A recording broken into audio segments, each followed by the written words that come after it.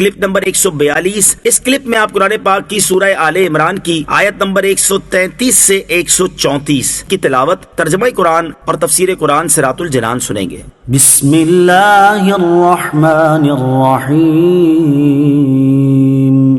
ترجمہ، اللہ کے نام سے شروع جو نہایت مہربان رحمت والا ہے۔ وَسَارِعُوا إِلَى مَغْفِرَةٍ مِّن رَّبِّكُمْ وَجَنَّةٍ عَرْضُهَا السَّمَاوَاتُ وَالْأَرْضُ أُعِدَّتْ لِلْمُتَّقِينَ۔ ترجمہ، اور اپنے رب کی بخشش اور اس جنت کی طرف دوڑو جس کی وسعت آسمانوں اور زمین کے برابر ہے، وہ پرہیزگاروں کے لیے تیار کی گئی ہے۔ وَسَارِعُوا إِلَى مَغْفِرَةٍ مِّن رَّبِّكُمْ، اور اپنے رب کی بخشش کی طرف دوڑو۔ فرمایا گیا کہ گناہوں سے توبہ کر کے، اللہ عز و جل کے فرائض کو ادا کر کے، نیکیوں پر عمل پیرا ہو کر اور تمام اعمال میں اخلاص پیدا کر کے اپنے رب عز و جل کی بخشش اور جنت کی طرف جلدی کرو۔ پھر جنت کی وسعت اس طرح بیان فرمائی کہ لوگ سمجھ سکیں، کیونکہ لوگ جو سب سے وسیع چیز دیکھتے ہیں وہ آسمان و زمین ہی ہے۔ اس سے وہ اندازہ کر سکتے ہیں کہ اگر تمام آسمانوں اور زمینوں کو ترتیب سے ایک لائن میں رکھ کر جوڑ دیا جائے تو جو وسعت بنے گی اس سے جنت کی چوڑائی کا اندازہ کیا جا سکتا ہے کہ جنت کتنی وسیع ہے۔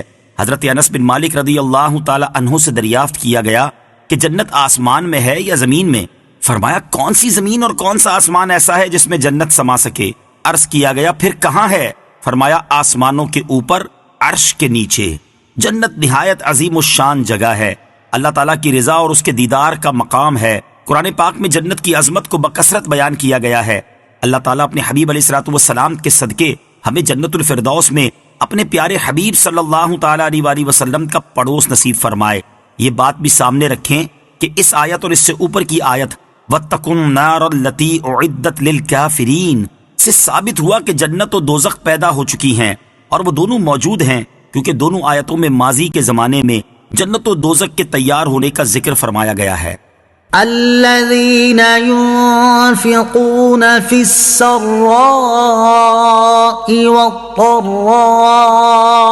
والكاظمين الغيظ والعافين عن الناس والله يحب المحسنين۔ ترجمہ، وہ جو خوشحالی اور تنگ دستی میں اللہ کی راہ میں خرچ کرتے ہیں اور غصہ پینے والے اور لوگوں سے درگزر کرنے والے ہیں، اور اللہ نیک لوگوں سے محبت فرماتا ہے۔ الذين ينفقون في السراء والضراء، وہ جو خوشحالی اور تنگ دستی میں اللہ کی راہ میں خرچ کرتے ہیں۔ آیت مبارکہ میں متقین کے 4 اوصاف بیان کیے گئے ہیں۔ نمبر 1، خوشحالی اور تنگ دستی دونوں حال میں اللہ تعالیٰ کی راہ میں خرچ کرنا۔ نمبر 2، غصہ پی جانا۔ نمبر 3، لوگوں کو معاف کر دینا۔ نمبر 4، احسان کرنا۔ راہ خدا میں خرچ کرنے کی ترغیب۔ راہ خدا میں خرچ کرنے کے بارے میں ایک اور مقام پر اللہ تعالیٰ ارشاد فرماتا ہے، وَمَا أَنفَقْتُم مِّن شَيْءٍ فَهُوَ يُخْلِفُهُ وَهُوَ خَيْرُ الرَّازِقِينَ۔ ترجمہ، اور جو چیز تم اللہ کی راہ میں خرچ کرو وہ اس کے بدلے میں اور دے گا، اور وہ سب سے بہتر رزق دینے والا ہے۔ اور ارشاد فرمایا، ان الذين يتلون كتاب الله واقاموا الصلاه وانفقوا